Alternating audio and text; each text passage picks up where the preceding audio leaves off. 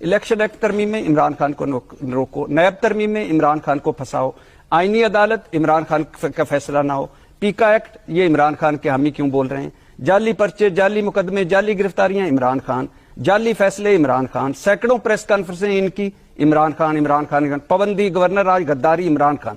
ये सारा साल करते क्या रहे?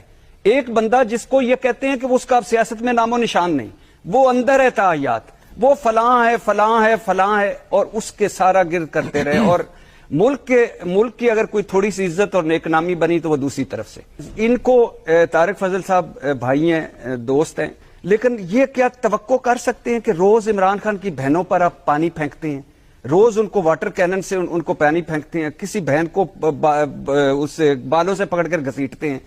अगर इस तरह खुदा न खास्ता, अल्लाह ना करे, सारी मुस्लिम लीग और पीपल्स पार्टी की सारी मुल्क की खवातीन मेरे लिए काबिल एहतराम है, अगर इस तरह किसी मुस्लिम लीगी के साथ होता, इनकी छुई मुई जमहूरियत पड़ जाती वो खतरे में।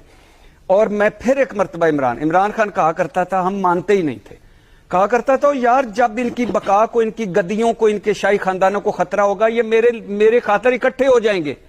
भुट्टो और ज़िया की सुलह कराने पर मैं इमरान खान को 2025 की आखिरी लम्हों में सलाम पेश करता। जब तारीख लिखी जाएगी तो इससे ज्यादा जवाल मेरी जिंदगी में मैंने नहीं देखा। वो था मुस्लिम लीग का आसिफ अली जरदारी को ताहियात इस्तिस्ना देना। ये जर बाबा है, इसको चौक पे लटकाएंगे, ये चौक पे लटकाएंगे, पेट चीरेंगे, सड़कों पर घसीटेंगे, हमें तेरे स्विस अकाउंट बुला रहे हैं, तेरी तो अंडे बच्चे पैदा कर रही है, तेरी सारी चीजें, तूने तो 10% है, तू तो 100% है, तू घोड़ों के मुरब्बे, सरे महल, तूने सरे महल लेके बेच दिया, तू नेकलेस कहानी।